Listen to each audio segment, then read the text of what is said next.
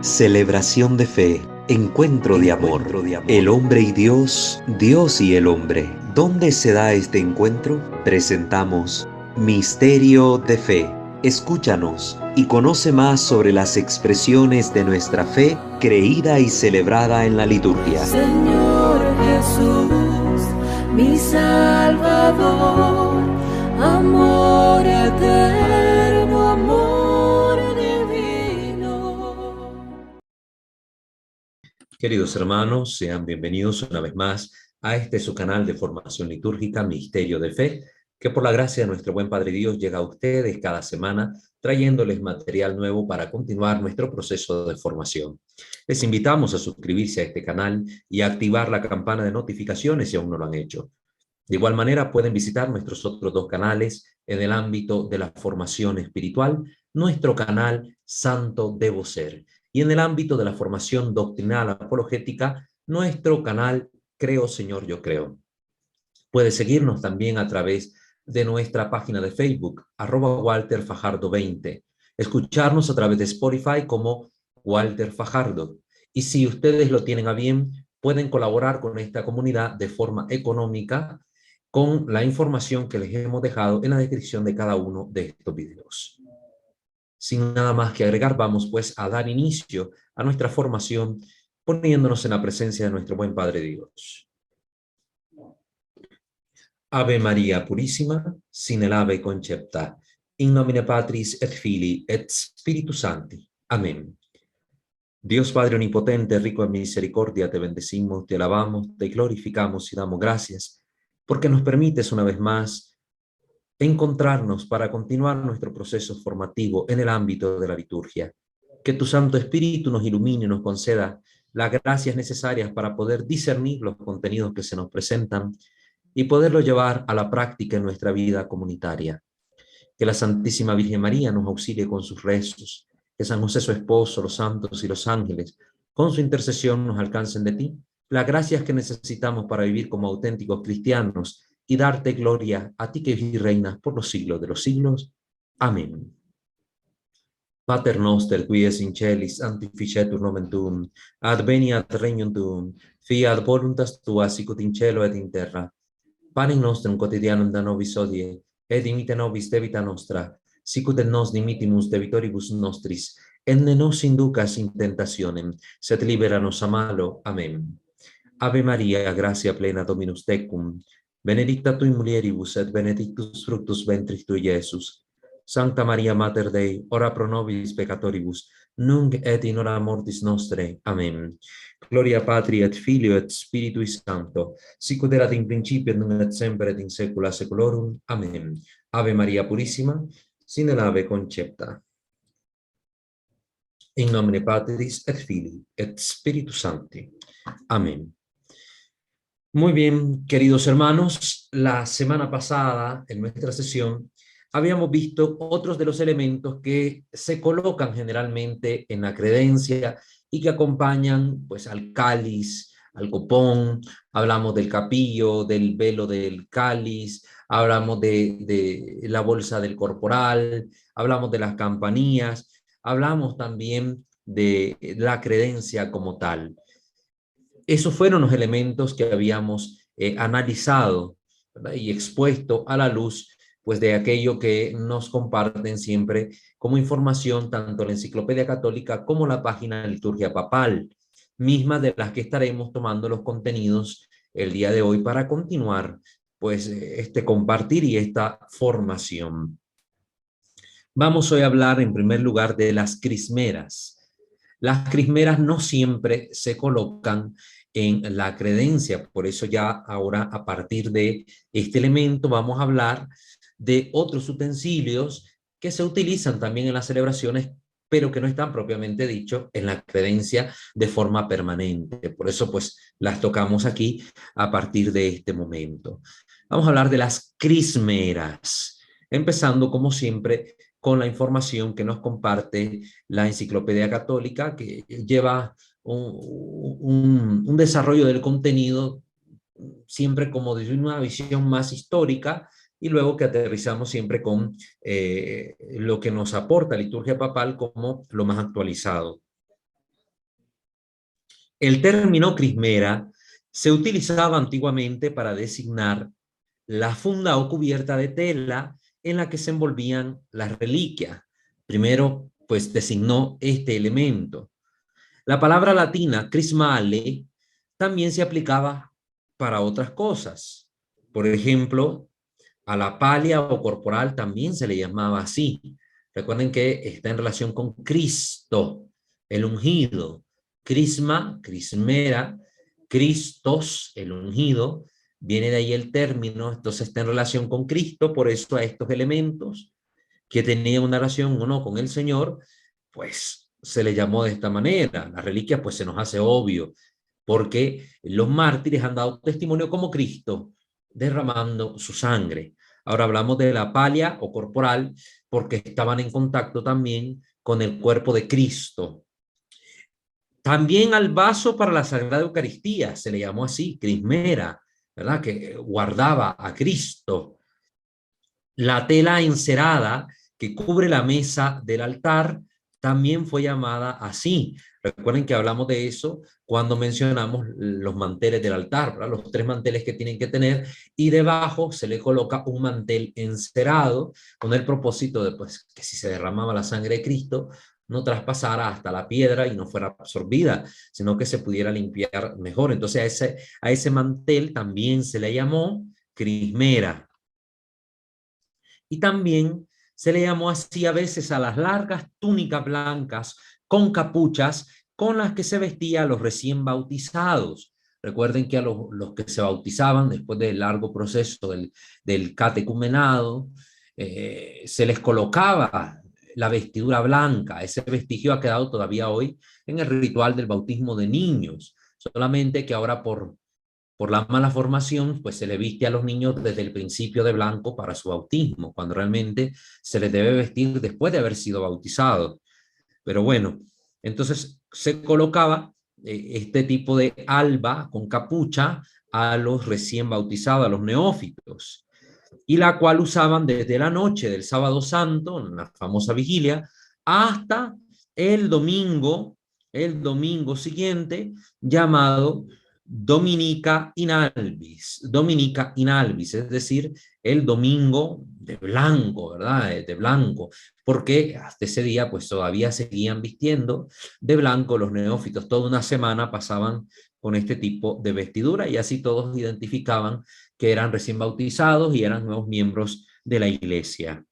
Esta prenda, sin embargo, fue más comúnmente conocida como la crisome, ¿verdad? Crisome, y se parecía en su forma al alba moderna, excepto que tenía esta forma de capucha para la cabeza, ¿verdad? Esto es otro dato que tenemos por ahí, ¿verdad? Aunque también se le conoció como crismera a esta túnica, pues era más conocida como crisome, pero la mencionamos porque en algún momento también se le nombró así a esta túnica.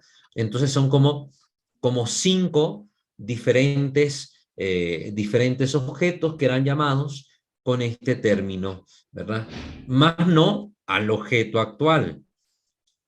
En el lenguaje que utilizamos hoy en día, la palabra crismera se refiere a los vasos que se emplean para guardar los aceites, que son solamente consagrados por el obispo el Jueves Santo. A saber, estos aceites son el óleo de los catecúmenos, el óleo de los enfermos y el santo crisma, ¿verdad? Esos son los 3 aceites que tradicionalmente en la iglesia se utilizan para acompañar ciertos sacramentos. Estos aceites son distintos a los que se utilizan como sacramentales, como es el famoso aceite de San Rafael o de la Rosa Mística, el aceite de San Charbel, el aceite bendecido y exorcizado, aceites y aceites que hay por ahí, pero que son sacramentales.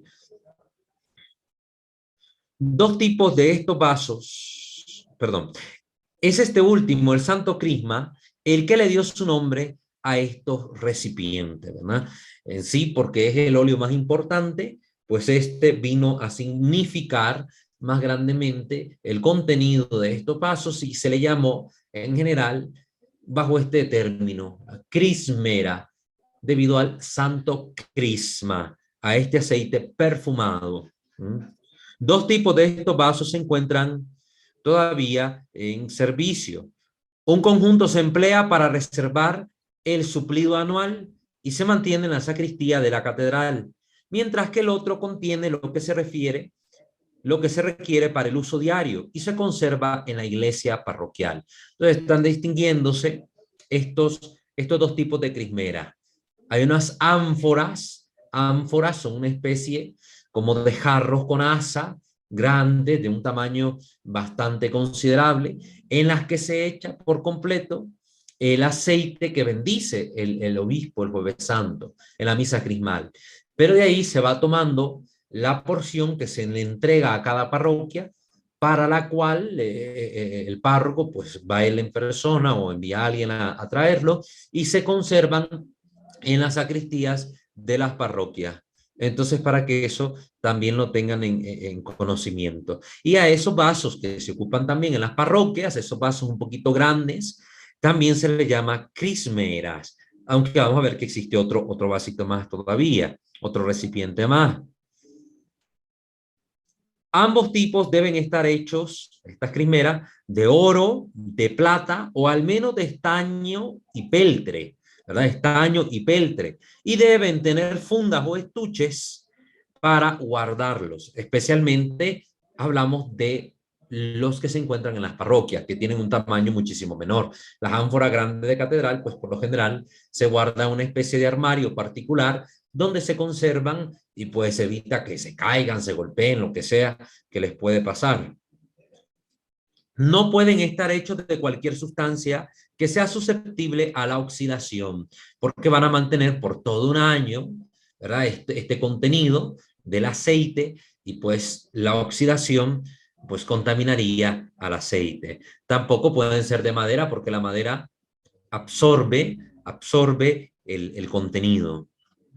En cuanto a la forma de las crismeras, las más grandes parecen jarros pequeños, mientras que las más pequeñas son como pequeñas cajas cilíndricas y están comúnmente unidas entre sí, las de la parroquia, ¿verdad?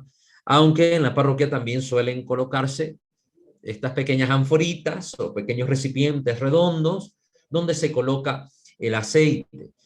Y también existe este otro tipo de recipiente, que es el que le decía, el tercer tipo de recipiente, que parece un tubo cilíndrico dividido en compartimentos. Serían dos divisiones que permiten tener 3 compartimentos y en los que se conserva un poco del aceite, por lo generalmente colocado dentro de estos compartimentos en algodón, para que el algodón mantenga el aceite y sea más fácil de poder utilizar, porque cuando se llena así nomás el líquido es susceptible a que cuando se abra el compartimento se derrame, mientras que el algodón se empapa del aceite y pues el sacerdote cuando abre el compartimento pues este no se derrama, y simple y sencillamente apretando un poco con el dedo pulgar puede obtener un poco de líquido, un poco del aceite, para poder hacer las unciones necesarias. Como los vasos para cada aceite son similares en apariencia, deben ser sellados con marcas distintivas para discriminar una de la otra, para poder hacer la distinción necesaria. Por ejemplo, a una se le coloca OI, óleo infirmorum, el óleo de los enfermos. A otra le colocan OC, óleo de los catecúmenos, y al otro le colocan el santo crisma, SC. A veces vamos a encontrar otro tipo de letras, por ejemplo, vamos a encontrar en un vaso INF, infirmorum, CAT, catecomenorum, y CHR de crisma, ¿verdad? De crisma. Entonces vamos a encontrar ese tipo de letras también. Muchas muestras interesantes de estos vasos nos han llegado desde la Edad Media y aún se conservan en los tesoros de las catedrales inglesas y continentales. Estos recipientes no se bendicen, pero cuando contienen los aceites no pueden ser manipulados o transportados por los laicos, salvo en caso de necesidad, como había establecido la Congregación de Ritos, la Sagrada Congregación de Ritos. Ahora vemos que esto ya no se respeta en la actualidad. Por lo general, Casi cualquier persona manipula estos aceites, pues el sacristán, tal vez por un caso de necesidad, para limpiarlos, para acomodarlos, etcétera. Pero hay muchas personas, laicos, son enviados a recoger los aceites el día del Jueves Santo, en la misa crismal, para llevarlos a las parroquias, etcétera. Antes se reconocía la dignidad de estos aceites, que aunque son un elemento de uso práctico, pero tienen su dignidad, especialmente el Santo Crisma, sobre el cual incluso el obispo sopla para invocar la efusión del Espíritu Santo sobre este aceite y que realmente comunique también esa fuerza vivificadora del Santo Espíritu que hace presente a Cristo en aquello que es ungido con él. Entonces, pero bueno, ahora estas cosas se han perdido, ¿verdad? Lamentablemente ya sabemos cuál es la situación de la iglesia en la actualidad. Terrible, especialmente con tantas visiones pragmáticas, materialistas y cada vez más despojada de sacralidad, ¿no?, en nuestro día. Miremos qué dice también liturgia papal sobre las crismeras. Después de la misa crismal, el párroco recibe los óleos y tiene la obligación de guardarlos con diligencia en un lugar decoroso. Debe guardarlos en un lugar decoroso, no andar tirados por ahí, en cualquier gaveta. Es hermoso ver que en varias sacristías o en templos incluso se diseñan cajas particulares de cristal o de madera, especialmente diseñadas. Incluso algunos tienen como pequeños sagrarios donde guardan estos aceites para su protección y por la dignidad que tienen. Otros lo guardan junto a la pila de agua a la pila bautismal, etcétera, en distintos lugares, pero lo que está mandatado es que sea un lugar decoroso. Esto lo establece la Iglesia en la actualidad en el Código de Derecho Canónico, el Canon 847. Ahí tienen ustedes la información. Código de Derecho Canónico, Canon 847, se lo repito. Lo usual es guardarlos en un armario o en una urna noble que se coloca en el baptisterio o en la sacristía. Son los dos lugares más recomendados, el baptisterio o la sacristía. Ahí es conveniente colocarlos en las crismeras grandes y artísticas para usarse en la administración de los sacramentos dentro del templo. Pero también existen unas crismeras tubulares o cilíndricas, como les he mencionado, divididas en 3 secciones que son prácticas para poder administrar sacramentos fuera de la iglesia. Por ejemplo, si se va a visitar a un enfermo, ¿verdad?, si es un bautismo en caso de emergencia, un hospital, etcétera, son como dirían por ahí, crismeras misioneras, ¿verdad? Crismeras misioneras o para uso pastoral fuera del templo. Entonces, para que esto lo tengamos también entendido. Eso es lo que nos comparte liturgia papal respecto a este utensilio, ¿verdad? Estos utensilios, las crismeras. Miremos ahora otros elementos que son utilizados en la celebración de la misa. Por ejemplo, vamos a hablar de las tarjetas del altar, también llamadas sacras. Estas usualmente se utilizaban más en la misa tridentina.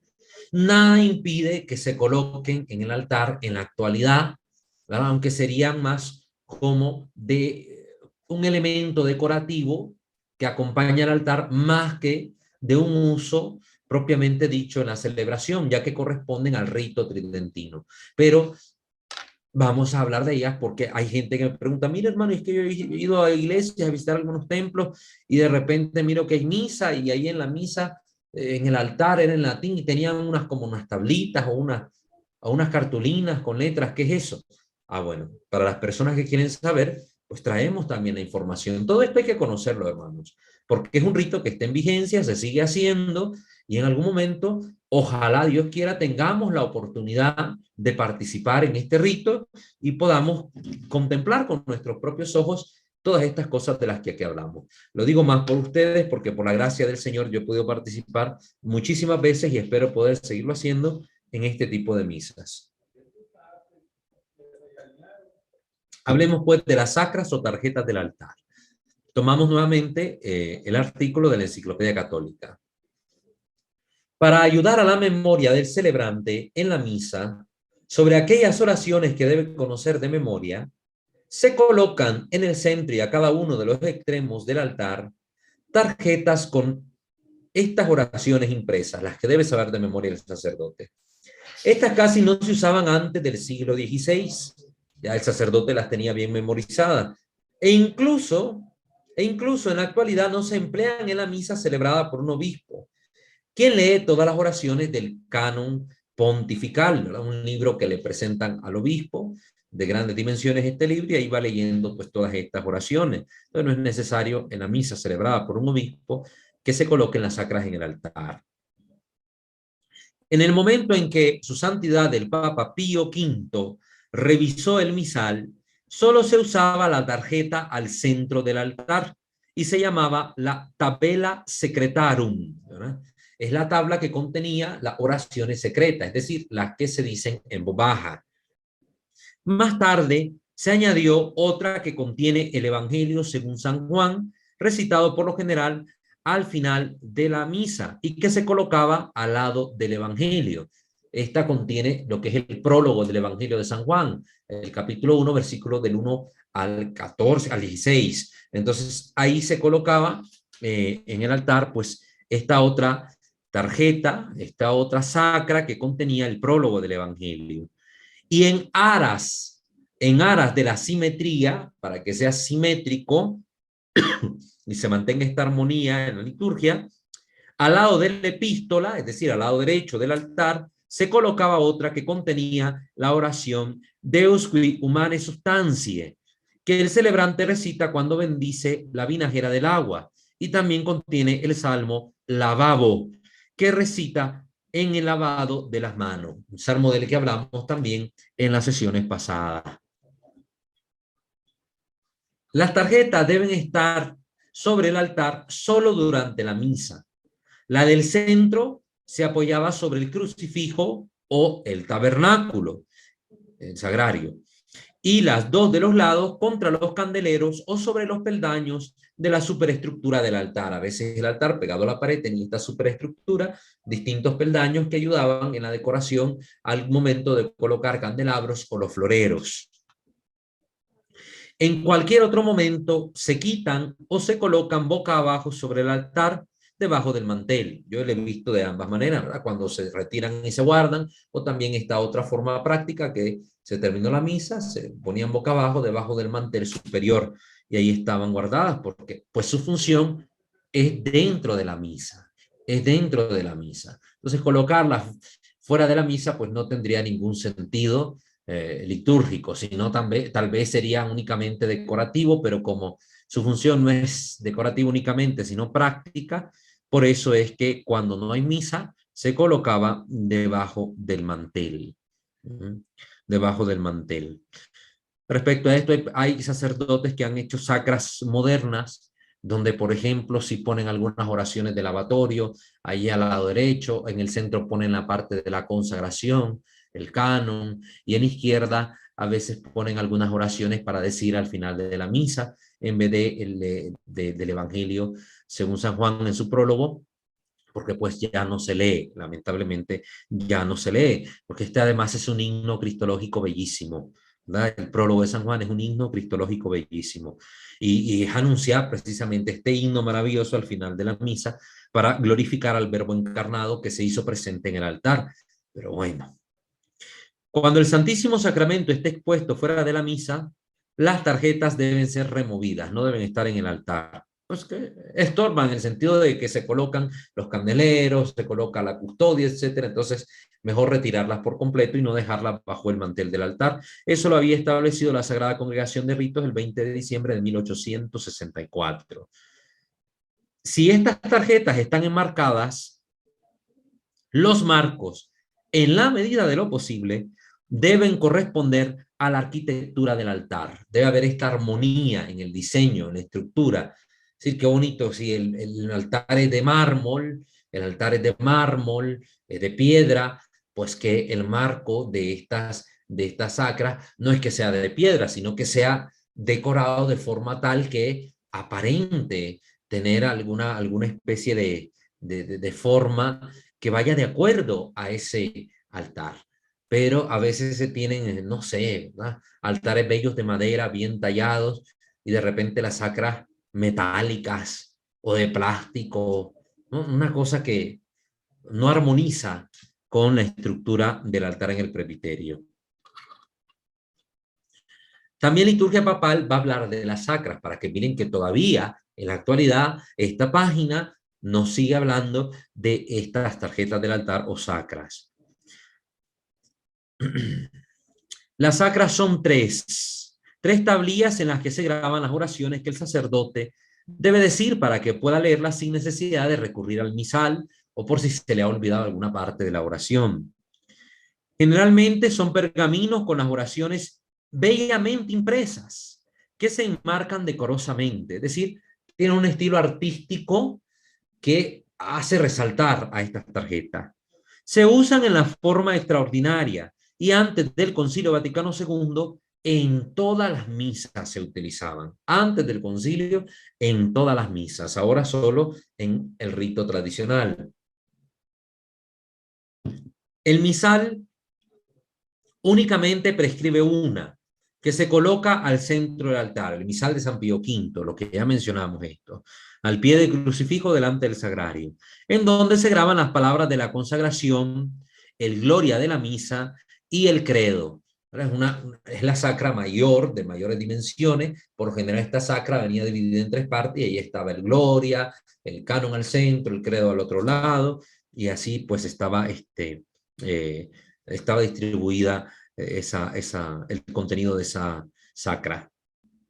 Su objeto es que el sacerdote pueda leer ahí la fórmula consacratoria sin tener que voltear la mirada al misal. En vez de estar viendo al lado, mejor ve de frente y ahí está más concentrado realizando la consagración.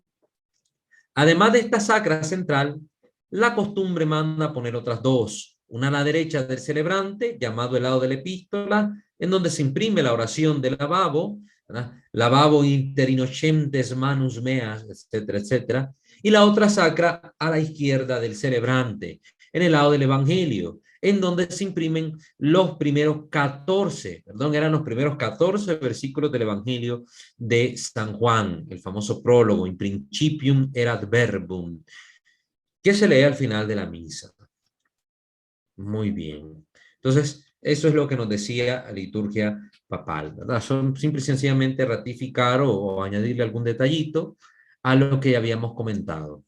Muy bien. Entonces, estas son las sacras del altar. Las sacras del altar. Por si escuchan este término, ustedes ya sepan a qué se hace referencia. O por si entran en una iglesia donde estén celebrando la misa tradicional y ven estos tres elementos en el altar, pues ustedes ya sepan qué son y por qué están ahí. Hablemos de otro elemento que también pues, se puede utilizar, llamada la palmatoria. La palmatoria. Este artículo lo tomamos de liturgia papal. La palmatoria es un objeto en forma de platillo y provisto de una asa en el borde, ideado para sostener una vela.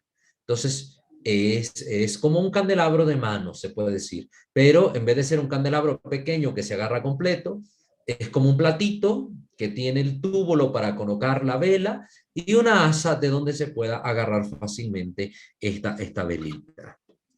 Antes de la reforma litúrgica y actualmente en las misas que se celebran con la forma extraordinaria, la palmatoria se enciende en la credencia tras el Sanctus, ¿verdad? Una vez que se canta el santo, se enciende esta vela y se coloca en el altar del lado izquierdo, paralela al corporal y no muy lejos de él.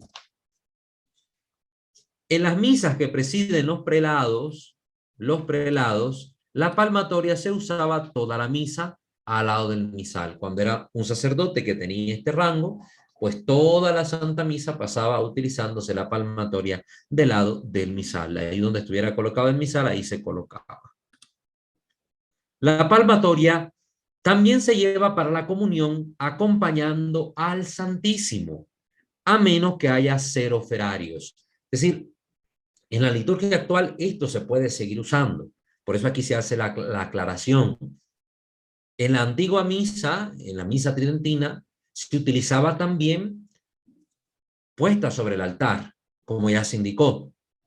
Pero en la misa actual, tanto como en la misa tradicional, puede utilizarse para acompañar la distribución del Santísimo Sacramento en la comunión de los fieles.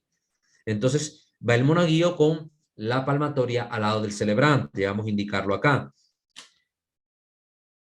Si hay dos acólitos, el de la izquierda lleva la palmatoria a la izquierda del celebrante y el de la derecha lleva la bandeja de comunión. Entonces, el sacerdote y estos dos monaguillos al lado, uno con la bandeja de comunión y el otro con la palmatoria.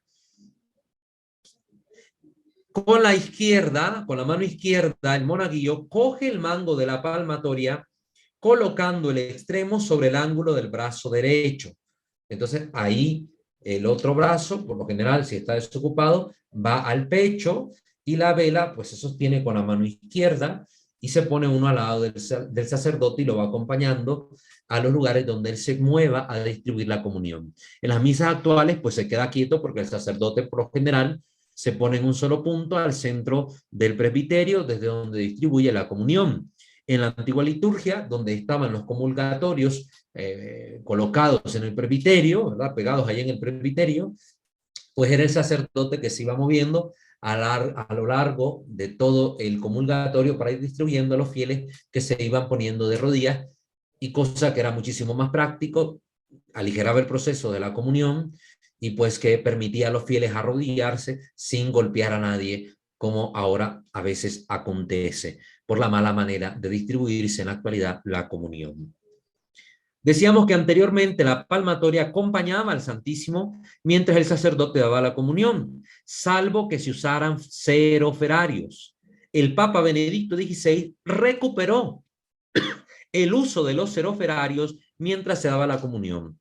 Seroferario se le llama al monaguillo que porta los cirios, Entonces se colocan dos seroferarios, es decir, dos monaguillos con cirios, al lado del sacerdote que está distribuyendo la comunión. Y junto al sacerdote, más inmediatamente, pues el monaguillo que sostiene la bandeja de la comunión. Entonces, esto es lo que se puede seguir utilizando. Esto se sigue usando en las misas actuales. En muchas parroquias esto se recuperó siguiendo el ejemplo que su santidad el Papa Emérito Benedicto XVI pues rescató para bien también de las almas, porque esta es una manera de indicar, allí está Cristo, a quien van a recibir es a Cristo, por eso recíbanlo con decoro, de rodillas y en la boca. Esto es importante. Todos estos pequeños signos dentro de la liturgia nos manifiestan algo, nos transmiten algo, entonces hay que hacerlos notar. Entonces la palmatoria se puede seguir utilizando, ya se explicó. En el rito tradicional se colocaba en el altar después del Sanctus y también acompañaba a distribuir la comunión. En el rito actual, pues acompaña únicamente a la distribución de la Sagrada Comunión dentro de la misa, o puede ser sustituida por dos monaguillos que con los ciriales acompañen al ministro, al sacerdote, a distribuir la Sagrada Comunión a los fieles. Entonces, esto qué bonito conocerlo, ¿verdad? Esto qué bonito conocerlo. Muy bien. Hablemos de otro elemento que ya casi no se usa, pero que, pues, es bueno conocerlo. Habla sobre él, liturgia papal. Rescatamos este artículo también tomado de esta página y vamos a mencionarlo. Se llama el puntero. El puntero. El puntero es una varilla que termina en una punta o con una manita, con el dedo índice extendido. De esta manera, terminaba así el puntero con una manito, con el dedo extendido, el dedo índice. Y que por el otro extremo termina con una argolla a la que se le une una cadena, un cordoncillo, una borla, que permite colgarlo en la mano de quien lo porta. El puntero, esta era la forma que tenía, ¿no? ¿Lo usaba quién? Pues el maestro de ceremonia, que es el que va guiando al celebrante por toda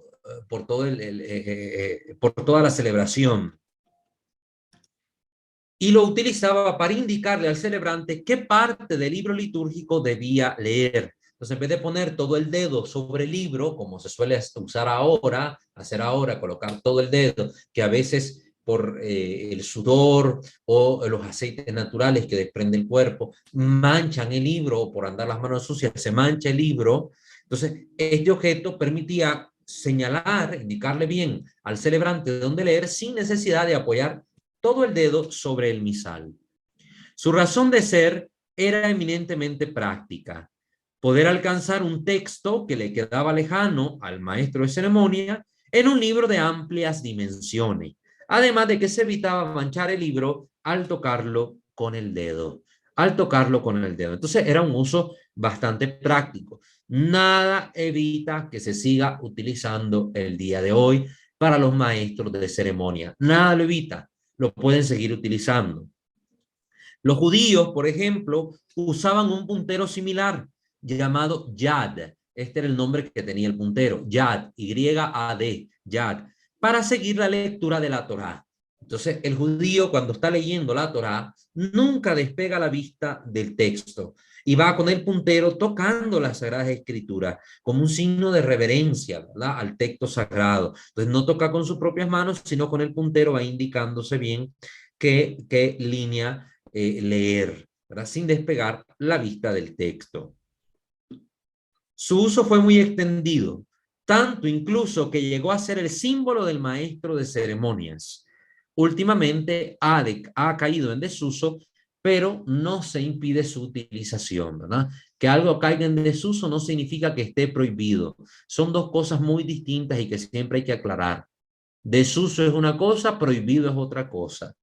Entonces, esto siempre tengámoslo presente. Se podía usar por un ceremoniero en cualquier celebración, con independencia de que fuera o no presidida por un obispo o que se llevase a cabo en una catedral. No importaba, siempre que hubiese un maestro de ceremonia, él lo podía utilizar, independientemente de quién presidiera la misa y con independencia del lugar donde se celebrara la misa. Entonces, este objeto, qué bonito que los maestros de ceremonias pudieran recuperarlo.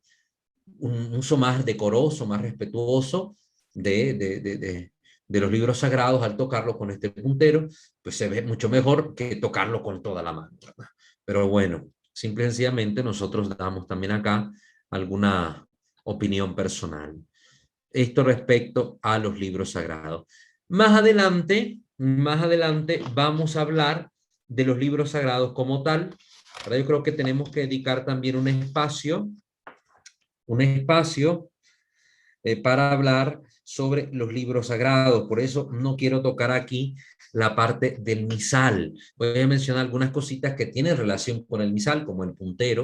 Ahorita voy a mencionar otro, pero el misal como tal no lo quiero traer a colación todavía, porque es un libro del que hay que hablar mucho, decir mucho, ¿verdad? Y junto al misal están otros libros sagrados como el bendicional, el leccionario, como el ritual de exequia o los distintos libros para los sacramentos, etcétera. Tantos libros sagrados, tantos libros que tienen un uso litúrgico. Entonces me gustaría dedicar una sección aparte, ¿verdad?, para poder hablar de los libros sagrados.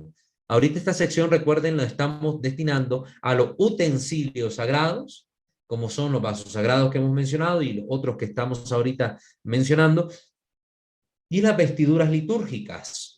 Entonces esta sección va a consistir de estos dos grandes tipos de elementos.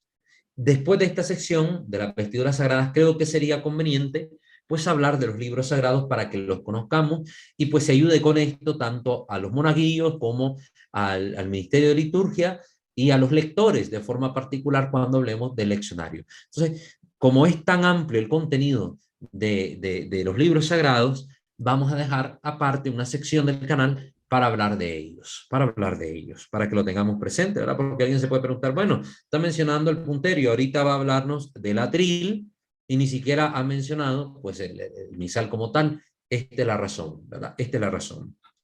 Hablemos del atril. Empiezo tomando el artículo de la Enciclopedia Católica. Los sínodos de Münster en 1279, Lieja en 1287 y Cambrai en 1300 prescribían que el misal, envuelto en una tela de lino, se colocase sobre el altar de esa forma, ¿no? Era lo que se prescribía. Es decir, que no se colocara el misal así, llanamente hablando, directamente sobre el altar, sino que en una tela de lino. Ahí, con esa tela de lino, pues se colocara el misal en el altar para pues leer las oraciones correspondientes. Ya hacia finales del siglo XIII,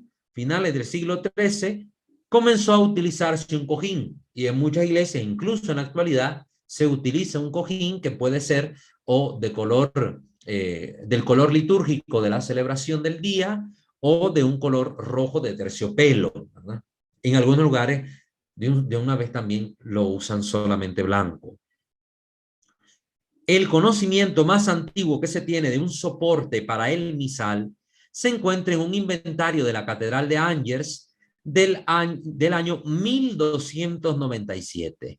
Ese es como históricamente hablando, como el registro más antiguo que se tiene de esta utilización de un elemento como tal, el atril. Durante las fiestas, todos los atriles se cubrían con ricas telas de oro y plata. En la actualidad, los atriles se usan como soporte para el misal directamente, ¿no? También la liturgia papal nos va a traer otra información sobre el atril. Dice que la instrucción general del misal romano dispone que terminada la oración universal, el acólito coloca sobre el altar el misal. Esto lo dice el numeral 139 de esta instrucción. No dice nada acerca de que el misal se debe colocar sobre un atril. Sin embargo, siguiendo la antigua costumbre, suele colocarse sobre uno. Y esta antigua costumbre ya viene desde finales del siglo XIII. Es decir, es una costumbre centenaria de 700 años de antigüedad. Por eso es que hay cosas que el misal, aunque no las prescriban, es decir, aunque no mandate, hágase de esta manera, póngase de esta manera, se saben y se usan y se hacen por tradición, porque la tradición tiene continuidad en la iglesia. Y entonces, siguiendo la tradición, es que utilizamos los atriles. Alguno muy sabio, muy entendido, podrá decir, bueno, es que como el misal, la tercera edición típica del misal romano, en su instrucción general, no dice nada de usar atriles, quitemos los atriles de todas las parroquias y vamos a poner el misal directamente sobre el altar, porque aquí dice, colóquese el misal sobre el altar. Perdónenme, esa persona estaría hablando tonterías, estaría dando una opinión que no está en continuidad con la praxis tradicional de la Santa Iglesia Católica. Entonces las cosas por eso hay que estudiarlas a la luz de la historia, a la luz de la tradición, a la luz de la praxis de esa iglesia particular, para poder hacer las cosas bien. Y no innovaciones que al final de cuentas no traen ningún provecho para los fieles.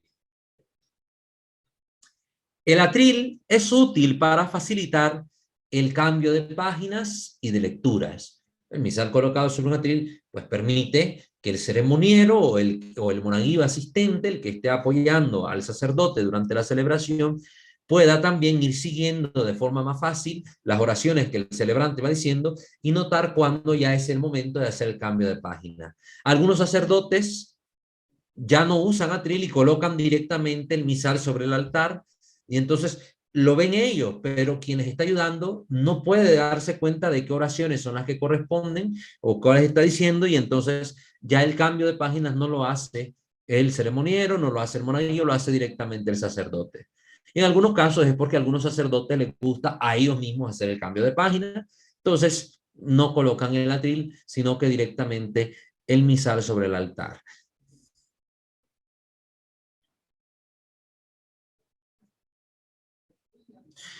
Puede adornarse el atril con una tela del color litúrgico del día. Esto también lo he visto. Ahora esta tela se coloca sobre el atril antes de colocar el misal, y por lo general donde se va a contemplar esta tela es en la caída trasera del atril, ¿verdad? En la caída trasera del atril, ahí se va a ver el color de la tela litúrgica, que va a ser del color del día, ¿verdad? El color de la celebración del día.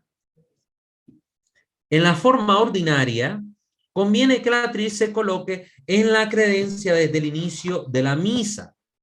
Desde el inicio de la misa. Entonces, en la forma ordinaria, porque en la extraordinaria se colocaba pues en el altar. Pero en la misa actual del Papa Pablo VI, pues el atril debe estar en la credencia, para que a la hora conveniente ya sea tomado y utilizado para la celebración de la misa.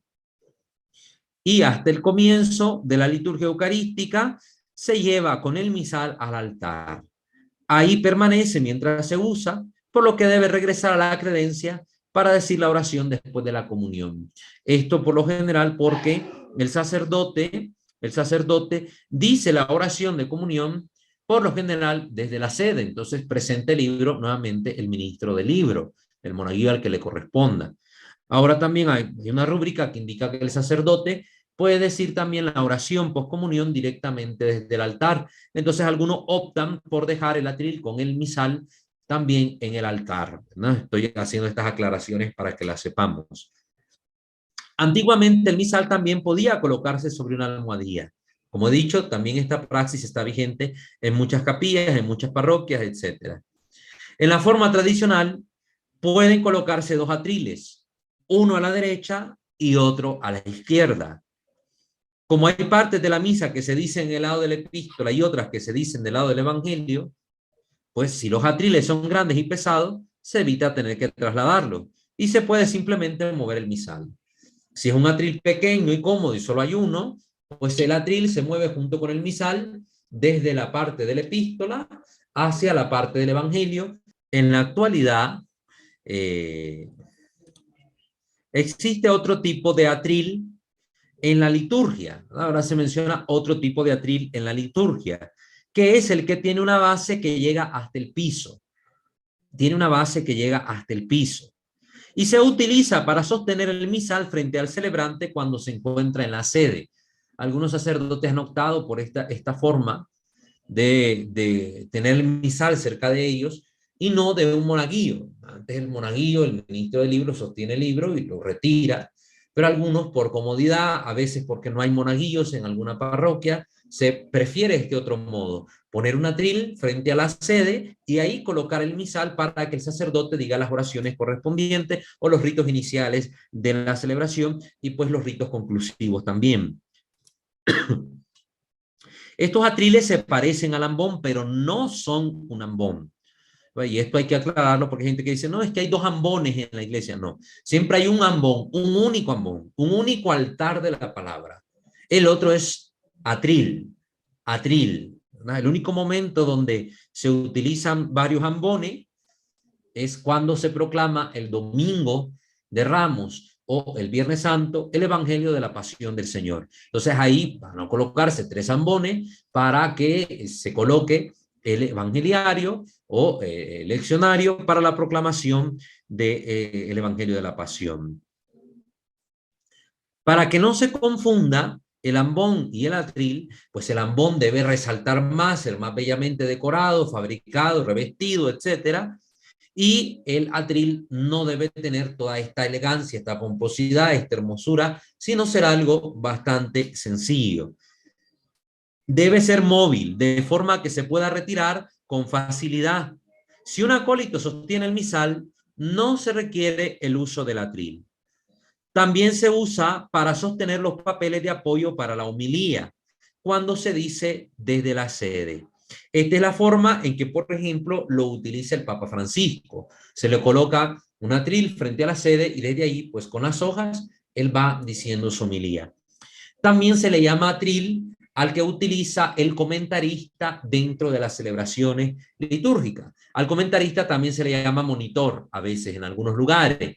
Es quien va diciendo las distintas moniciones, por ejemplo, la de entrada, para dar la bienvenida, el que va diciendo algunas partes, introduciendo algunas partes de la celebración, como la liturgia de la palabra o la liturgia eucarística, o si hay algún rito específico que se lleva dentro de la celebración a cabo, entonces el comentarista va indicándole a los fieles qué partes del rito se van haciendo, va indicándole a los fieles qué contestar, etcétera. Entonces, ayuda, y es desde el atril.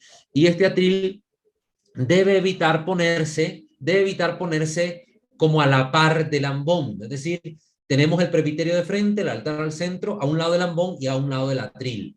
No, no debe estar el atril del comentarista en el presbiterio, no se coloca ahí, porque el comentarista nada tiene que hacer en el presbiterio. Entonces, no es el lugar apropiado para colocarlo. Existía la antigua tradición y esto tuvo lugar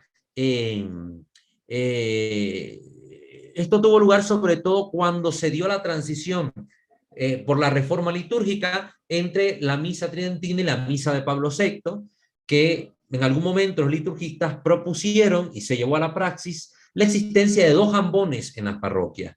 Entonces, en un ambón se proclamaba la palabra de Dios, las primeras lecturas, el salmo y la segunda, y en el otro se proclamaba el evangelio, como sucedía en el rito antiguo. Desde un lado del altar se proclamaba la epístola y desde el otro el evangelio. Lógicamente esto tenía su sentido, ¿verdad? El traslado del sacerdote de un lado al otro del altar indicaba o manifestaba pues este movimiento de Cristo de un lado al otro para predicar el evangelio. Jesús iba por todas partes predicando el evangelio.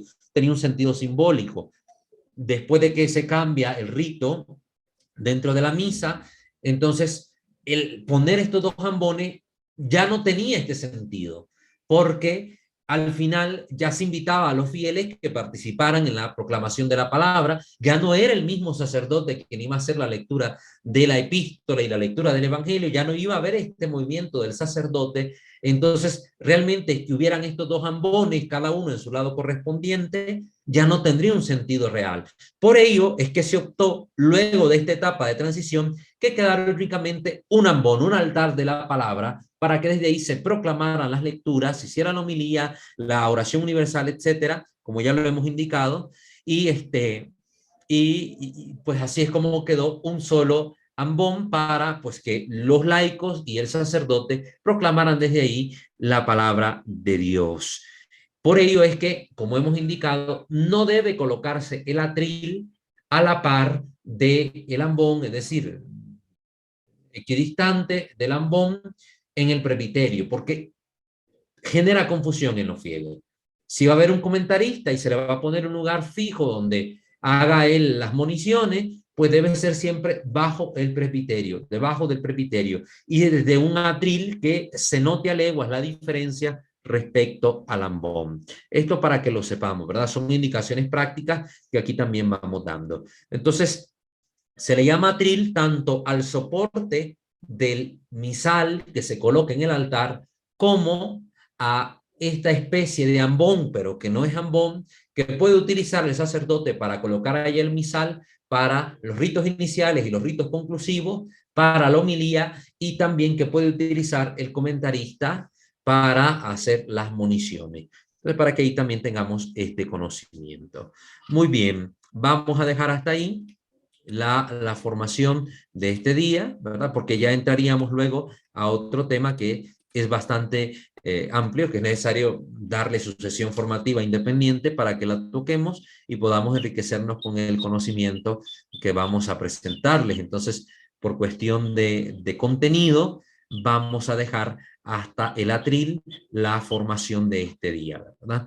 Y así pues invitarles nuevamente a suscribirse a este canal si no lo han hecho, Misterio de Fe, activar la campana de notificaciones para estar pendiente de nuestro contenido y poder visitar nuestros otros 2 canales, Creo Señor, Yo Creo, en el ámbito de la doctrina, Santo Debo Ser en el ámbito de la espiritualidad, seguirnos en Facebook como @Walter Fajardo y apoyarnos económicamente, si ustedes lo ven a bien, pues a través de los medios de los cuales les dejamos la información en la descripción de cada uno de nuestros videos. Hermana Naivi, le cedo la palabra. Si hay algún comentario en YouTube, por favor. En YouTube no, aquí en Zoom. Fermín García, el puntero lo usaba el maestro de ceremonias, a quien le corresponde realizar la actividad de maestro de ceremonia. Muy bien. Pues el maestro de ceremonias en la actualidad pues es un laico, suele ser un laico, ¿verdad? Que asiste en las ceremonias al sacerdote, un monaguillo, ¿verdad? Un monaguillo más, pero que se le prepara con los conocimientos necesarios sobre las distintas ceremonias para que pueda dirigirlas y organizarlas. En la actualidad también, por ejemplo, en las misas donde son los obispos los que participan, por lo general el obispo tiene un ceremoniero particular, el ceremoniero en la diócesis, que es quien lo asiste y lo acompaña en las distintas celebraciones, y esta persona suele ser un sacerdote, suele ser, no siempre es así. Yo he conocido diócesis donde el obispo eligió diáconos o seminaristas para que desempeñen esta función de ceremoniero del obispo y organicen todas las distintas ceremonias y ritos que vaya a llevar a cabo el señor obispo. Entonces, con esto, hermano Fermín, a quien le mandamos saludos, pues contestamos su pregunta. Hermana María de Jesús, le escuchamos. Gracias, padre. Buenas noches. Buenas Pues noches.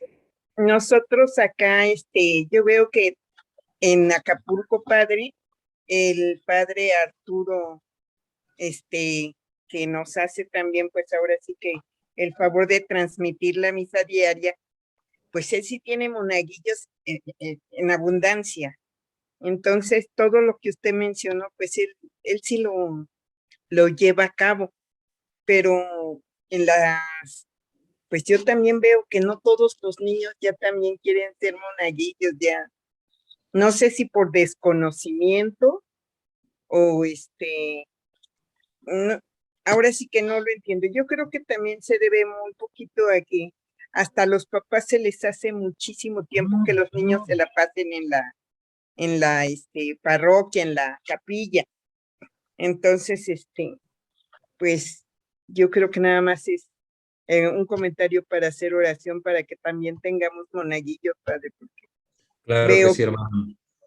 Muchísimas gracias de verdad por su comentario y sería bonito hacer como un tema, una reflexión, tal vez para nuestra página de Facebook, sobre esta cuestión, así como han decrecido grandemente las vocaciones a nivel general dentro de la iglesia, igual han decrecido los servicios dentro de la liturgia, especialmente el de los monaguillos, ¿verdad? Ya muchos niños no quieren ser monaguillos, no les llama la atención el servicio en el altar y hay que ver cuáles son las causas, las razones por lo que esto se da. Porque a veces no son los papás los que no quieren que vayan, a veces son los mismos niños los que no quieren ir. Yo he conocido papás casi que obligados han hecho monaguillos a sus hijos y no es esa la cuestión, no es eso lo que se debe hacer, porque hay que recordar que antiguamente los monaguillos, este servicio de los llamados ángeles del altar, eran semilleros de vocaciones al sacerdocio ministerial. Ahora con todos estos cambios que han habido y que ahora hay monaguillos y monaguías, pues ya también hay a veces conflicto entre los niños y las niñas, hay a veces situaciones que se presentan donde ya los varones no se sienten atraídos. Esto es algo que yo he leído de estudios. Los varones ya no se sienten atraídos hacia el servicio en el altar, porque recuerden que los niños son bien celosos. Los niños son bien celosos y lo que es de niños es de niños y lo que es de niñas es de niñas. Y a los niños no les gusta hacer cosas de niñas cuando están en esa edad. Entonces no quieren revolverse con las niñas. Y entonces cuando ya metemos al altar niños y niñas mezclados entre sí, pues como que ya a los niños les incomoda el estar haciendo cosas que las niñas hacen. Antes no, era simplemente un servicio que prestaban los niños, solo los niños, porque se miraba al servicio del altar como un inicio, una iniciación hacia una vida entregada al Señor, consagrada al Señor como futuro sacerdote. Entonces, si eran 10 monaguillos, por lo general, 3 o 4 terminaban entrando siempre al seminario, aunque tal vez solo 2 se ordenaran, pero ya se miraba como un camino de iniciación a la vida sacerdotal. Entonces, era solo de varones y los varones se sentían a gusto, los niños, ustedes saben que en esa edad se pelea mucho con las niñas, se sentían a gustos entre ellos sirviendo en el altar, haciendo estas actividades, yendo de campamento y otras cosas que con los sacerdotes pues hacían como una manera de promocionar las vocaciones al sacerdocio. Ya cuando se dio este cambio, ahora se mezclan varones y mujeres, niños y niñas, ya como que a los niños no les atrae mucho y empezamos a ver este mismo fenómeno que se da en otros grupos de la iglesia, en otros grupos pastorales, donde las monaguías son más que los monaguillos. Entonces ya los varones también se han reducido en el servicio del altar. Y entonces por cada 3 monaguías que hay, 3 o 4, hay un monaguillo. Entonces este fenómeno también se está dando. Yo ya he leído estudios al respecto, he visto tantos análisis sobre la cuestión y por eso es que me atrevo a decir todo esto que estoy diciendo, ¿verdad? Para quien no ha leído el fenómeno, para quien no lo ha estudiado, para quien no ha conversado con personas conocedoras del tema, lo que le estoy diciendo le parecerá una tontería, pero para quienes sabemos de estas cosas y quienes nos metemos a estudiar los distintos fenómenos que hoy se observan en la iglesia actual, pues sí es algo que nos preocupa, sí es algo que tenemos en consideración y que debemos pues analizar. Muy bien, hermana María de Jesús, muchísimas gracias también por su comentario. Pues vamos a finalizar nuestra reunión de hoy poniéndonos en la presencia de nuestro buen Dios. Ave María Purísima, sin el ave concepta, in nomine Patris et Filii et Spiritus Sancti. Amén. Dios omnipotente, Padre rico en misericordia, te bendecimos, te alabamos, te glorificamos y damos gracias porque nos has permitido concluir esta sesión formativa. Que todos los conocimientos aquí adquiridos sean de bien para nuestro provecho personal y para el servicio comunitario que podamos estar brindando en las distintas parroquias a las que pertenecemos. Que todo, Señor, cuanto nosotros hacemos, te tenga a ti como a su fuente y tienda a ti como a su único fin. Y que nuestra vida entera sea un glorificarte a ti, que vives y reinas por los siglos de los siglos. Amén. Subtum presidium confugimus Santa Dei Genetrix, nostra deprecationes nelle spicias in necessitatibus, sed a periculis punti libera nos semper, o Virgo gloriosa et benedicta. Amén. Sancte Micael Arcangele, defendenos in prelio, contra nequis insias diaboli esto presidium, impredili Deus supplices te precamur. Tuque prince milice celestis, Satan aliosque spiritus malignos, queda perdición en animarum per vagantur immundo, divina virtut in infernum detrude. Amén. Angele Dei qui custos es mei, metivi commisum pietate superna, illumina custodis rei et guberna. Amén. Ave Maria Purissima, sin el ave concepta, in nomine Patris et Filii et Spiritus Sancti. Amén.